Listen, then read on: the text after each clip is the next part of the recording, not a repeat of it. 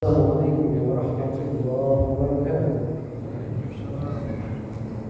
إن الحمد لله نحمده ونستعينه ونستغفره ونعوذ بالله من شرور أنفسنا ومن سيئات أعمالنا.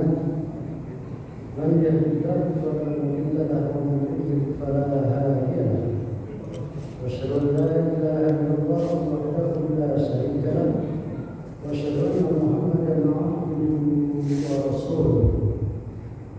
يا أيها الذين آمنوا اتقوا الله حق تقاته ولا تموتن إلا وأنتم مسلمون. أما بعد فإن خير الحديث كتاب الله وخير الهدي هدي محمد صلى الله عليه وآله وسلم وشر الأمور محدثاتها وكل محدثات بدعة وكل بدعة ضلالة وكل ضلالة في النار. Ikhwah azakumullah, Bapak, Ibu, jamaah salat maghrib yang kami cintai dan kami muliakan dengan Allah. Alhamdulillah, pada kesempatan malam hari yang berbahagia di suasana yang bulan Muharram, Allah Subhanahu wa taala masih memberikan kepada kita semuanya dengan berbagai macam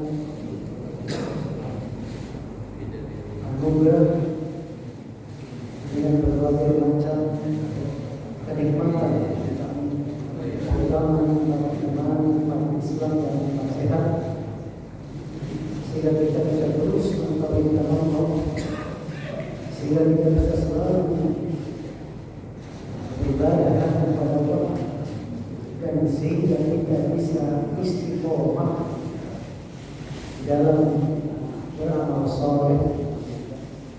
Dan kita semua berharap semoga Allah mewafatkan kita semua dalam keadaan husnul khotimah. Bapak Ibu yang kami cintai dan kami muliakan Allah, mari kita lanjutkan pembahasan kitab fikih salat berdasarkan Al-Quran dan As-Sunnah.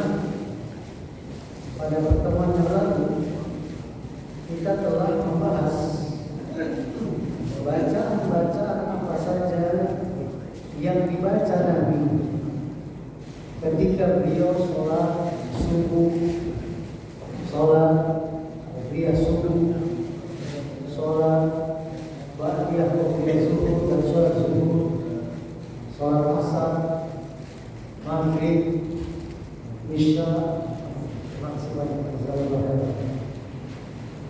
sholat tahajud, sholat witir, sampai sholat Id dan sholat jenazah. Itu pembahasannya cukup panjang, jadi banyak yang kita lewati dari dalilnya. Dan kita pada pembahasan hari ini langsung kepada fawaid, faedah-faedah dari hadis-hadis tentang bacaan Nabi SAW dalam sholat. Yang pertama, hukum asal membaca surat Al-Fatihah adalah apa Pak? Membaca surat Al-Fatihah dalam sholat sunnah dan sholat wajib hukumnya apa? Wajib. Ya. Adapun membaca surat-surat dari Al-Quran setelah membaca Al-Fatihah adalah sunnah. Adalah apa? Sunnah. Seandainya ada orang yang mencukupkan diri dengan membaca surat Al-Fatihah saja, setiap sholatnya di Al-Fatihah saja, barangkali kalau belum hafal surat-surat yang lain, mungkin dia mualaf begitu, atau barangkali dia ada sebuah keperluan yang mendesak setelah sholat, ya, darurat, maka sholatnya tetap sah. Dari penjelasan ini Pak, tidak perlu lagi kita misalnya bertanya, Ustaz, apa hukum membaca satu ayat setelah baca Al-Fatihah? Apa jawabannya? Sah. Gak baca ayat surat Al-Fatihah saja sah, apalagi membaca satu ayat setelah Al-Fatihah. Ya. Ini dikutip dari berbagai kitab, di antaranya Sifatul Sholatin Nabi halaman 92 sampai 93. Yang kedua, dianjurkan membaca apa yang mudah dari Al-Quran yang telah dihafal. Ada sebagian masjid kan, imam memaksakan surat setelah Fatihah yang dia belum mungkin, yang dia belum kokoh hafalannya, sehingga ada kekeliruan atau kealpaan. Ya. Hendaknya kita membaca surat yang telah kita kuasai, kita hafal. Walaupun akhirkan al-ikhlas, ya walaupun akhirkan ikhlas. Ya. Atau kalau ada yang lebih pendek dari itu silakan. Berdasarkan firman Allah Subhanahu wa taala dalam surat Al-Muzammil ayat 20. Allah berfirman, "Waqra'u ma tayassara minal Qur'an." Itu kata Allah, firman Allah.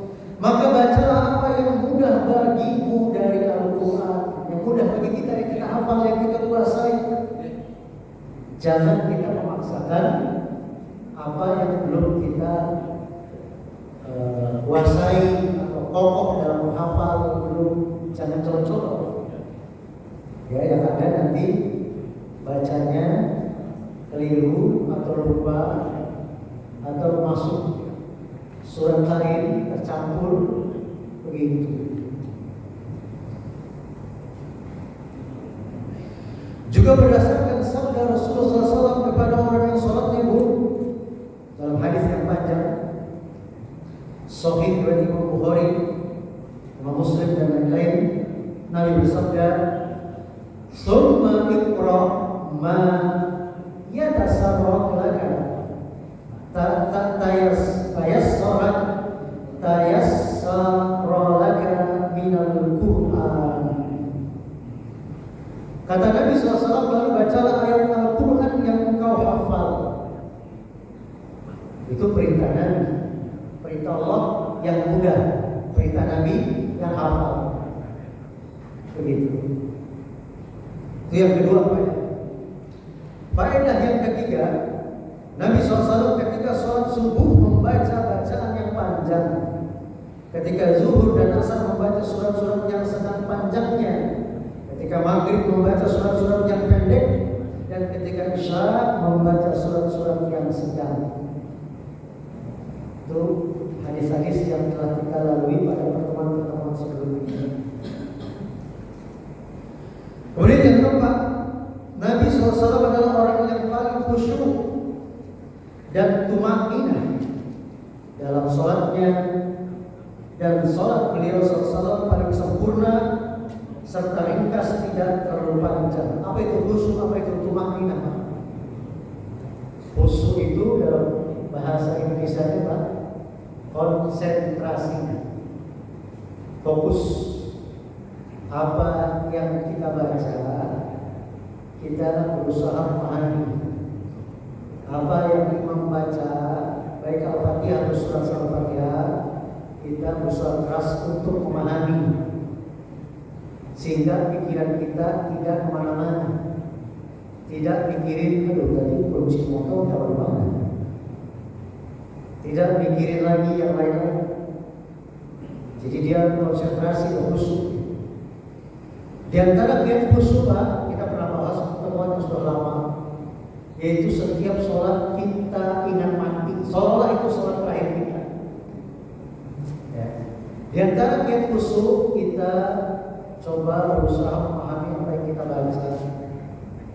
Di antara kiat khusyuk, kita mencontoh sholat Nabi, minat takbir ila taslim, mulai dari takbiratul ihram sampai dengan salam. Itu dia khusyuk. Tumakninah, dia tertib, tidak seperti ayam burung mematuk makanan cepat begitu. Jadi gerakan-gerakan itu ya biar tulang-tulang di dalam tubuh kita itu ke posisi yang nyaman. Jangan belum sempurna udah tinggal. Belum sujud sempurna sudah dulu. Dalam sebuah hadis Nabi SAW seperti ayam mematuk dan itu dilarang. Sholatnya bisa tidak sah. Dan itu banyak anak-anak kita yang masih begitu. Dan itu sayangnya orang dewasa juga melakukan di daerah Jawa sana. Ada sholat tarawih 23 rakaat 7 menit. Bayangkan 23 rakaat 7 menit. Apakah ada tumaninah? Jawabannya pasti tidak ada. Dan sayangnya MUI sana malah membela. Gak apa-apa, itu udah bagus mau sholat katanya. Sudah tradisi. Tapi kami dengar di MUI pusat sudah memberikan nasihat bahwa itu biasa, batal, harus diulang. Karena tumaninah harus, bukan sunnah.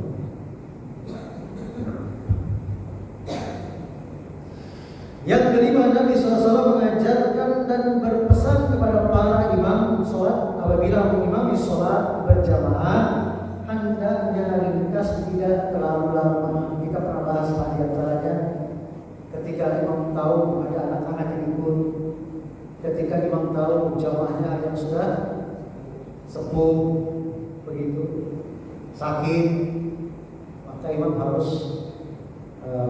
memaklumi, memahami hal itu sehingga tidak memanjangkan sholat.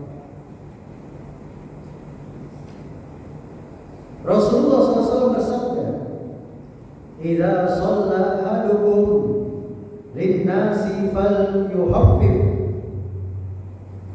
Jika seorang di antara kalian sholat mengimami manusia, maka hendaklah ia meringankannya.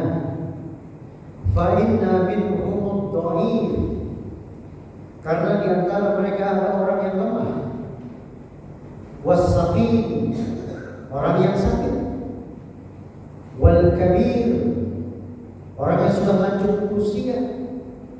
Wa idza shalla ahadukum li nafsihi falyutawwil ma syaa. Dan jika seorang di antara kalian sholat sendirian, silahkan dia memperpanjang sholatnya semaunya. Nah itu. Ini kan kadang-kadang kita terbalik. Waktu jadi imam dilihat banyak orang dipanjangin. Waktu sholat sendirian cepet-cepetin. Justru terbalik. Kalau kita melihat suruhan, anjuran, perintah Nabi SAW, jadi kalau kita imami sholat, kita ringkas. Kalau mau sholat sendirian, mau panjang lebar, terserah. Ya, itu hadis muttafaq alaih, riwayat Bukhari nomor hadis 703, Muslim 467, dan lainnya dari sahabat yang mulia Abu Hurairah radhiyallahu anhu. Rasulullah SAW pernah marah dengan orang yang memanjangkan sholatnya ketika yang menjadi imam sholat berjamaah. Rasulullah SAW bersabda, "Ya ayuhan nas, wahai manusia, inna minkum munaffirina." Sesungguhnya di antara kalian ada orang yang membuat manusia lari menjauhi sholat berjamaah. Faman amman nasa falyatajawwaz fa inna khalfahu ad-dha'if wal kabir wa zal hajah. Maka barang siapa mengimami manusia, hendaklah ia meringkasnya, meringankannya, jangan memperpanjang. Karena di belakang itu ada orang yang lemah, orang yang sudah lanjut usia, dan orang yang mempunyai keperluan. Mungkin harus berobat, mungkin harus ke toilet, macam-macam. Mungkin harus minum obat. Ya. Itu hadis sahih dari Bukhari, Muslim, dari Abu Mas'ud radhiyallahu anhu. Yang keenam, ketentuan tentang bacaan panjang atau pendek melihat pada situasi dan kondisi makmum. Jangan sampai menyusahkan makmum. Contoh Kalau di mahat pesantren itu kan santri-santri ya Pak, nginep situ Pak, sebulan berbulan atau berbulan-bulan. Dan kita tahu di situ semuanya anak-anak muda. Nah, silakan dipaksakan baca. Tapi kalau di pemukiman seperti ini Pak, tentu menyusahkan yang sembuh, yang sakit, yang harus berobat, yang harus berobat, yang harus buang hajat dan seterusnya. Itu yang dimaksud melihat situasi dan kondisi. Ya. Apalagi ada anak nangis. Allah. Yang terakhir, yang ketujuh, yang terpenting dalam ibadah sholat adalah khusyuk. Pertama tuh Pak. Yang kedua tumanina. Yang ketiga menyempurnakan rukun dan kewajiban sholat serta tidak terburu-buru. Itu yang terpenting yang harus kita pahami dan kita ajarkan kepada anak-anak kita, ya, agar sholatnya menuju khusyuk dan tumanina. Ya. Kemudian kita masuk pada pembahasan selanjutnya, poin ke-14 tadi. Membaca Al-Quran dengan tartil dan membaguskan suara. Cara Rasulullah SAW dalam membaca Al-Quran sebagaimana diperintahkan oleh Allah Azza wa Jalla adalah dengan tartil, tidak lambat dan juga tidak cepat, namun bacaan yang bisa ditangkap maknanya huruf demi huruf. Ini diriwayatkan oleh banyak imam, di antaranya Ibnu Mubarak, Abu Dawud, Tirmidzi, Ahmad, isnad sahih dengan sanad yang sahih. Sahih oleh Imam Al-Ghazali, Syalbani dan lainnya. Beliau membaca suatu surat dengan tartil hingga menjadi lebih panjang daripada surat lain yang lebih panjang jika dibaca tanpa tartil. Dari Hafsah radhiyallahu anha. Siapa Hafsah? Hafsah siapa Hafsah? Istri Rasulullah. Anak dari Abu Umar bin Khattab. Ya. Ia berkata, aku tidak pernah melihat Rasulullah SAW mengerjakan sholat sunnah sambil duduk pada satu rakaat pun hingga kira-kira setahun sebelum beliau wafat. Beliau SAW mengerjakan sholat sunnah sambil duduk. Ya Pak. Jadi kita boleh sholat sunnah sambil duduk ketika ada uzur seperti sakit dan lainnya. Dan membaca sebuah surat dengan mentartilkannya sehingga bacaan itu menjadi lebih panjang daripada surat yang lebih panjang daripadanya. Maksudnya apa? Kadang Rasulullah panjang, kadang Rasulullah pendek. Ya kadang-kadang saking tartilnya yang pendek bisa melebihi yang panjang secara waktu. Begitu. Beliau selalu berhenti pada akhir ayat, sebagaimana penjelasan yang telah lalu kita pernah bahas, ya Pak. Nanti membaca ayat per ayat, itu yang afdol, yang utama. Tapi kalau mau disambung boleh, tidak apa-apa. Beliau SAW juga memerintahkan untuk memperindah suara dalam membaca Al-Quran, sebagaimana hadis dari Al-Barra bin Azib radhiyallahu anhu yang mengatakan Rasulullah SAW bersabda dalam banyak hadis, Jayyidul Qur'ana bi aswatikum fa inna as-sawtal hasana yajidul Qur'an husna. Perindahlah Al-Quran dengan suara kalian, karena suara yang bagus itu akan menambah keindahan Al-Quran. Hadis sahih dari Imam Bukhari. Dalam ayat yang lain kami bersabda, inna min ahsanin nasi bil Quran. Sesungguhnya orang yang paling baik suara bacaan Al-Qurannya, alladzi idza sami'tumuhu yaqra'u hasibtumuhu yakhshallah. Adalah orang yang jika kalian dengar bacaannya, kalian akan menyangkanya takut pada Allah. Kita sebagai makmum mendengar bacaan imam, ya kita menyangka imam ini sangat takut kepada Allah, ya takut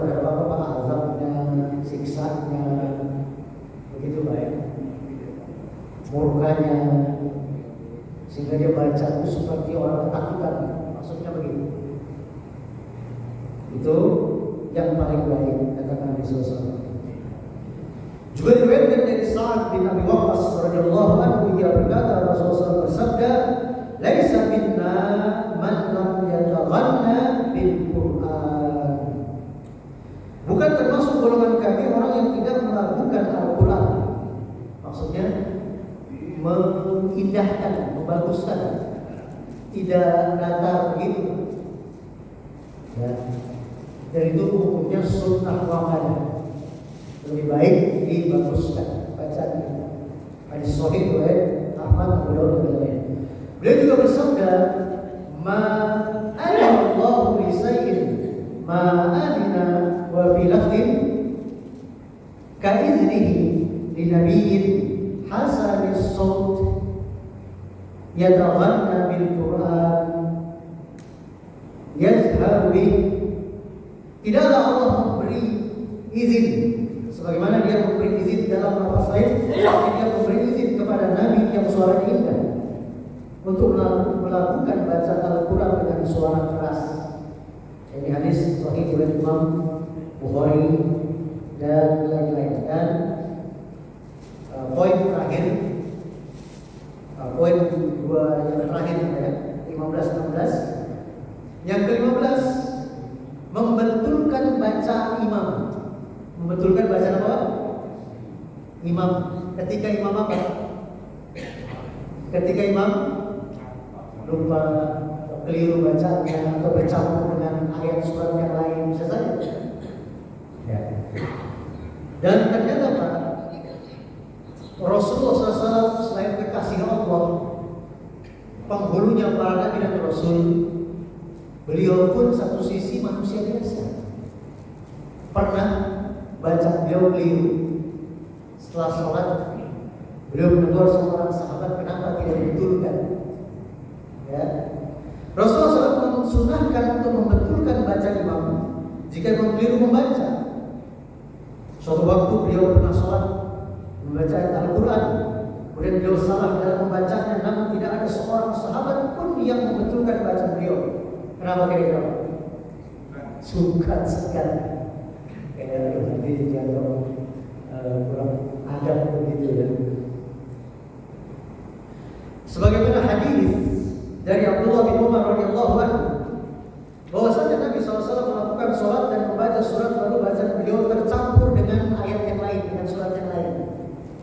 Ketika selesai beliau bertanya kepada Ubay bin Ka'ab, apakah engkau sholat bersama kami? Nabi bertanya, tadi sholat di belakang Nabi kan? Ya. Ubay menjawab, ya. Lalu dia bersabda, "Fama mana'aka an taftaha alayya?" Lantas apa yang menghalangimu untuk membetulkan bacaanku? Hadis sahih riwayat Imam Abu Dawud dan lain-lain. Soal ternyata makmumnya ada yang hafal juga, maka tidak ada lagi kewajiban bagi makmum. Namanya juga nggak hafal, nggak tahu. Ya, biasanya imam banyak melakukan amalan yang lain, misalnya diganti suratnya, atau bisa memutus bacanya kalau sudah selesai sembahyang. Itu bisa dilakukan. Ya. Dan dia jangan mundur. Mundur itu kalau batal. Ya.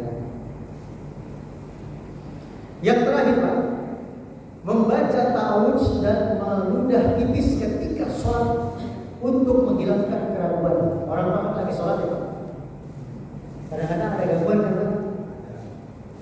Syaitan. Jadi Nabi menyebutkan nama syaitannya. Diriwayatkan dari Abu Al-A'la bahwa Utsman bin Abi Al-As radhiyallahu anhu berkata kepada Rasulullah SAW, wahai Rasulullah, sesungguhnya syaitan telah menghalangi antara aku dan sholatku serta bacaanku. Ia mengacaukannya. Maka Rasulullah bersabda, zaka syaitan yuqalu lahu hijab dalam kegiatan hiji berkata, "Faida ahsastahu fata'awwaz billahi min wadkul ala yasarika salasan." Itulah kata Nabi, syaitan yang bernama Khinzab atau Khinzib, apabila kau merasakan gangguannya, berlindunglah kepada Allah darinya. Maksudnya baca ta'awuz. Baca ta'awuz gimana? A'udzubillahi minasyaitonir rajim. Sekurang-kurangnya saya juga a'udzubillahi samil alim minasyaitonir rajim juga boleh. Ya.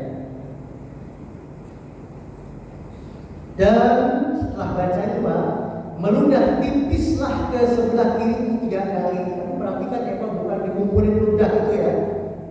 Dulu Bapak ludahin sebelah Bapak tidak. Ini isyarat. Jadi tipis. Yang kita ludahin ludah kita sebelah kiri. Ya, tipis kan untuk mengusir dan menghinakan syaitan setelah membaca ta'awuz di dalam sholat. Ya Pak. Ya, barangkali itu bisa kita sampaikan. Insyaallah pada pertemuan datang kita akan membahas seputar ruku, tata cara ruku, nanti kita praktekkan.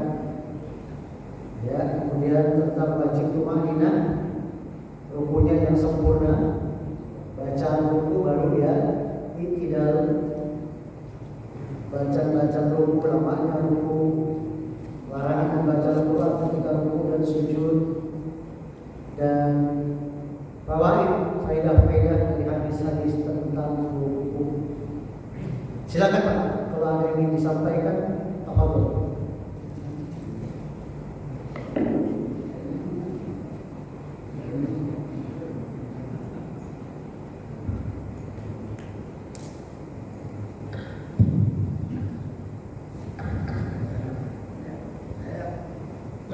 Oh ya.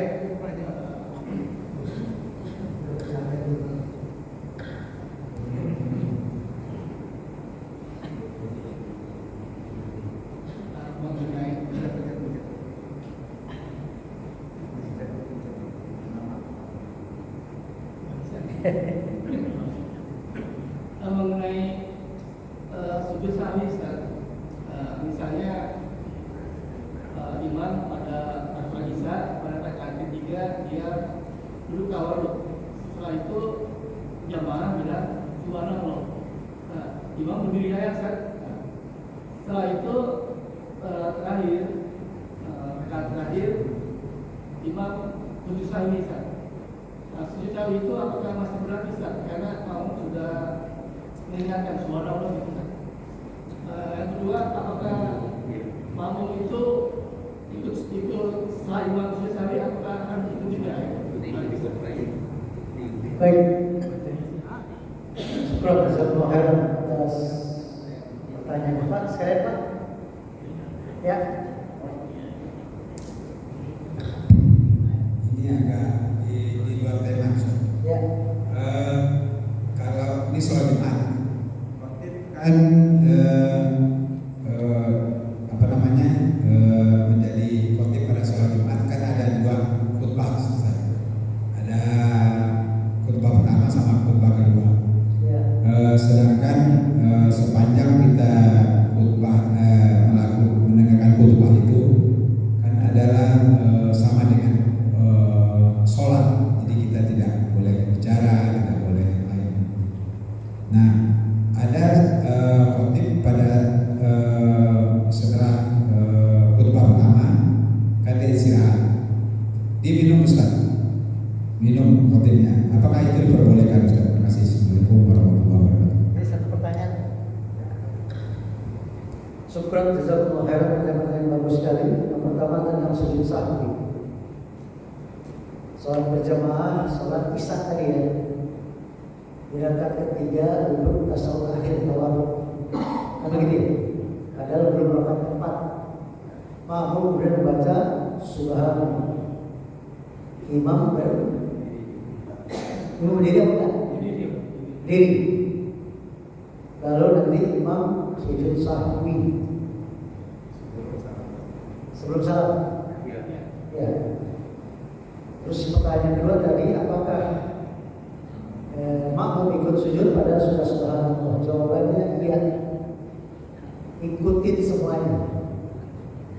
Ya, karena tetap saja itu ada kekurangan. Kekurangan tadi sudah terlanjur tasawuf akhir. Kekurangannya belum rakaat keempat sudah tasawuf akhir. Ikuti saja imam. Kemudian sebelum salam sujud 2 kali lagi. Kan kita sujud di rakaat keempat ada 2 kali ya Pak? Tambah 2 lagi. Namanya sujud sahwi. Bacanya sama, subhana rabbil a'la. Boleh sampai subhana rabbil a'la, boleh ditambah wa bihamdi. Atau bacaan yang lain. Ya. Dan nanti setelah sujud 2 kali, duduk tasawuf akhir lagi, tidak baca apa-apa, langsung salam ke kanan dan ke kiri. Itu sujud sahwi. Prinsipnya begini Pak. Kalau kita lupa atau ada kekurangan, sujud sahwi 2 kalinya sebelum salam. Tapi kalau kita ada kelebihan, sujud sahwinya setelah salam. Itu pun nanti salam lagi setelah sujud 2 kali. Nah, sedikit faedah tentang sujud ya Pak. Kita pernah bahas sujud itu dalam Islam cuma ada 4 macam. Pertama sujud dalam sholat, ya Pak ya. Kedua sujud ketika tadi kelebihan kekurangan berupa sujud sahwi. Yang ketiga sujud syukur. Bapak dapat bonus sujud boleh tahu. Yang keempat sujud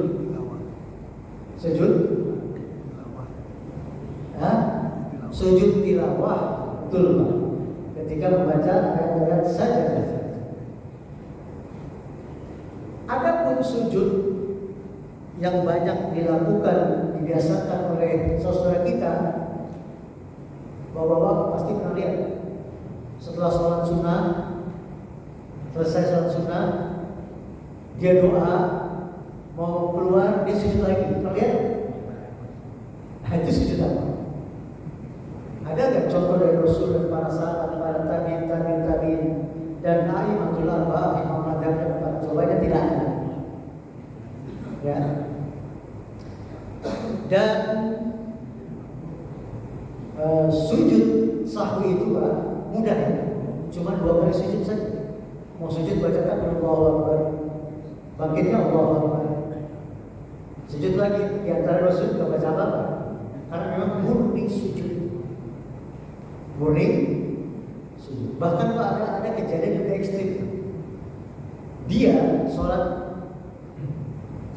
isya udah sendirian karena udah pada sholat masuk gitu. Isya ternyata isya 3 rakaat, salam assalamualaikum warahmatullahi wabarakatuh. Terus dia pulang. Dalam perjalanan baru ingat tadi baru 3 rakaat. Soal apakah sholatnya harus diulang lagi? Jumhur ulama, mayoritas ulama dari berbagai mazhab ternyata tidak harus diulang, cukup dia niat dalam hati dan sholat 1 rakaat kurang itu. Nggak bisa lagi sampai rumah. Sudah sampai rumah baru ingat. Begitu. Ya kalau ingat di sini tinggal tambah 1 rakaat. Maksud saya juga. Oh ya. Apakah makmum sudah mengoreksi tetap harus disahkan? Kalau sudah nggak salah lagi. Betul. Iya, karena imamnya sujud sahwi. Itu. Kalau imam nggak sujud sahwi, Ya sujud sahwi masing-masing. Imamnya kenapa begitu Pak? Lagi nama saya lupa. Ya bisa jadi. Ya karena tadi ada kekurangan. Kenapa harus sujud sahwi? Kita pernah bahas hadis jubilal imam liyutamma bihi. Kata Nabi, diadakan imam untuk diikuti. Tapi diikutinya yang sunah-sunahnya Pak, jangan yang bid'ah-bid'ahnya ya. Yang sunah-sunahnya. Jadi kalau tidak sunnah jangan ikuti. Begitu. Nah, kemudian soal khutbah Jumat, ya Pak. Khutbah Jumat itu kan ada 2 kali khutbah, gitu.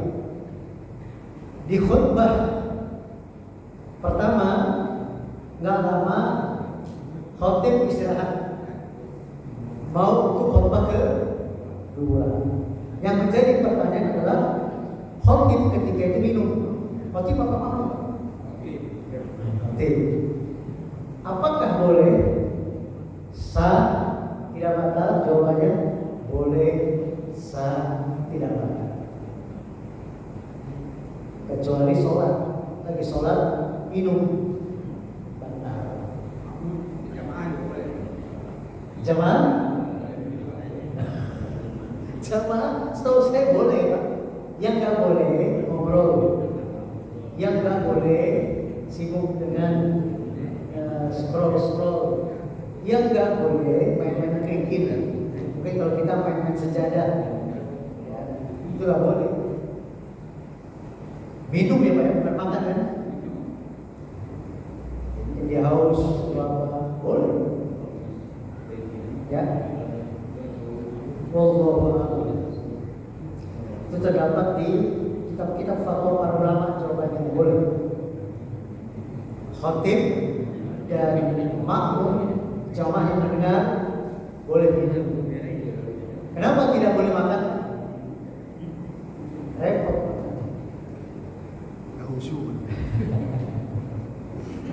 Kalau minum kan sekali. Ada lagi sekarang?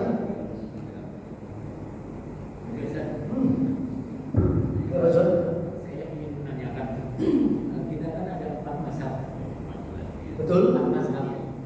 Dari 4 mazhab itu kan beda-beda. Nah, yang saya ingin tanyakan, kita kan mengikuti 4 mazhab dan dalam 4 mazhab ini, kalau tidak salah, pengetahuan saya ada beberapa yang tidak sesuai dengan Rasulullah, sesuai dengan Nabi. Itu gimana? Baik, bagus, barakallahu fikum.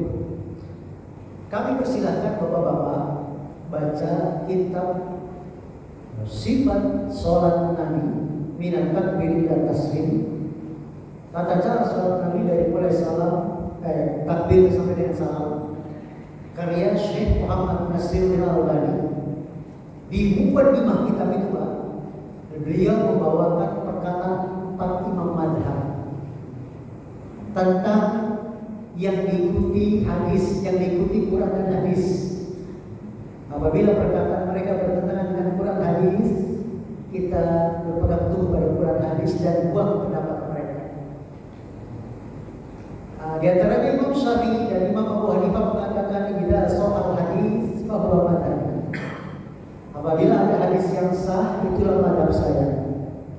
Perkataan Imam Syafi'i yang lain, apabila kalian menemukan pendapatku, tulisanku, fatwaku bertentangan dengan sunnah Nabi, maka buanglah jauh-jauh, peganglah erat-erat sunnah Nabi, hadis Nabi, dan buanglah jauh-jauh pendapatku ke tembok, kata Imam Syafi'i.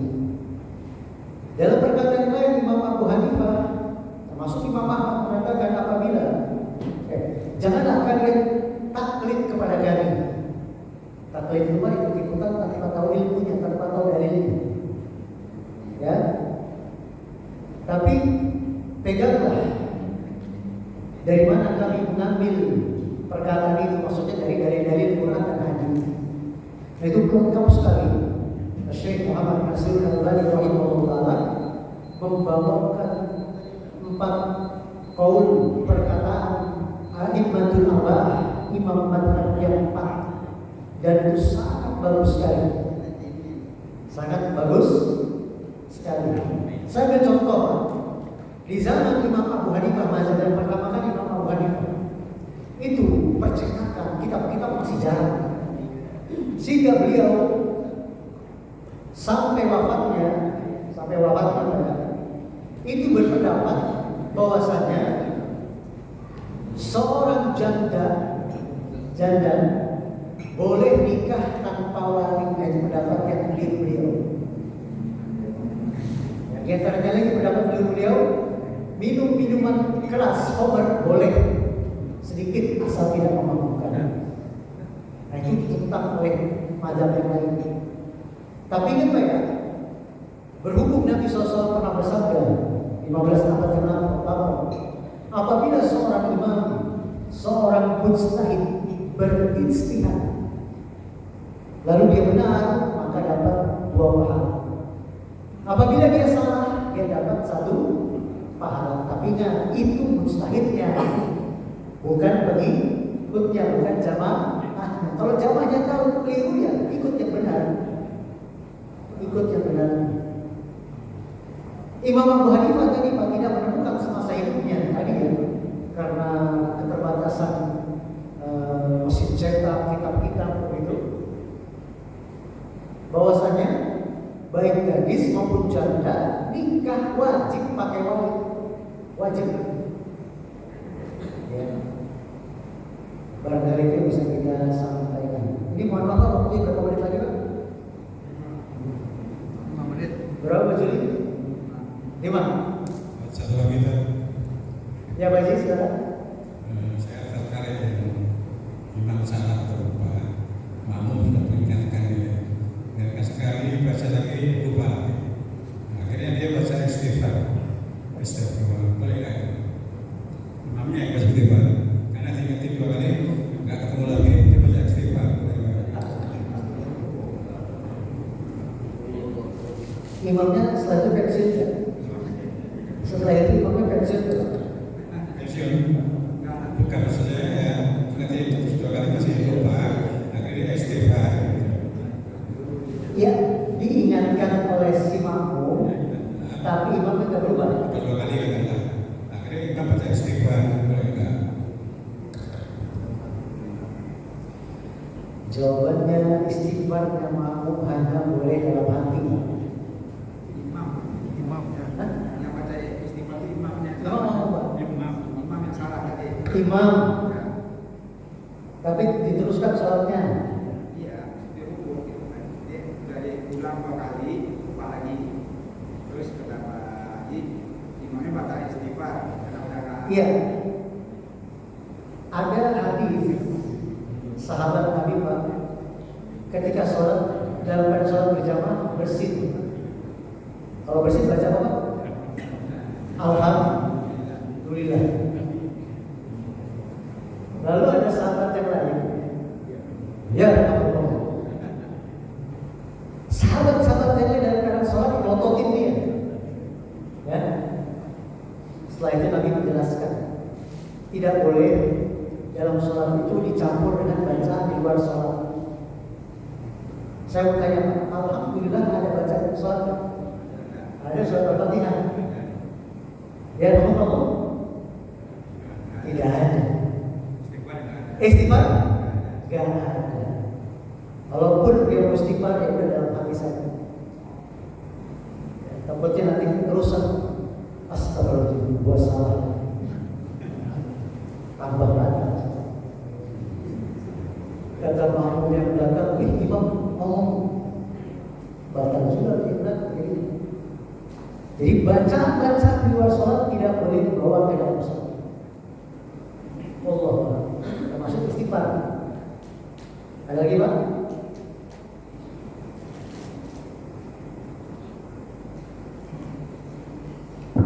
Beri ada? Silakan. Ya, Pak. Ada imam baca Al-Fatihah, tapi ada ayatnya yang bilang ghairu maghdubi alaihim, bilang itu ada sunahnya. Ya. Ya, Ustaz Ghazali harus jelasin. Ada imam ketika membaca ghairil maghdubi alaihim, dia berhenti, gitu Pak. Ambil nafas, terus ghairil maghdubi alaihim waladdallin, baru nyambung ya Pak ya. Jawabannya dibolehkan oleh ulama-ulama qiraah, ulama-ulama ahli baca Al-Quran. Ya, boleh. Bahkan satu ayat kita ulang 2 kali boleh untuk menegaskan, maka tidak mengapa. Wallahu a'lam. Karena seingat kami bahkan ada sahabat yang begitu, Nabi pun tidak melarang. Wallahu a'lam. Boleh. Ya memang sukanya begitu. Betul. Wallahu a'lam. Ada lagi Pak? Habis? Pak Didi? Pak Ruzi? Tidak ada barangkali. Mario?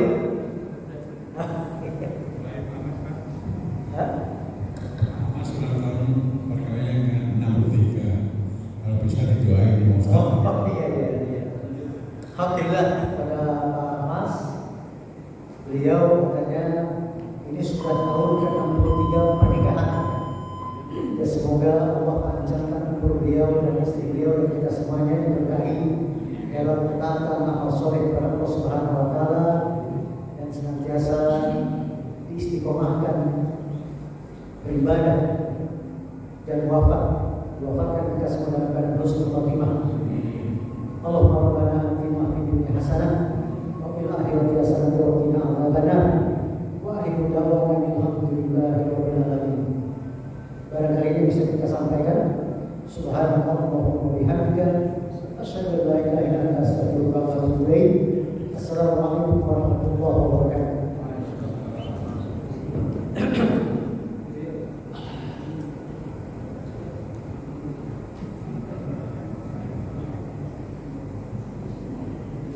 Okay.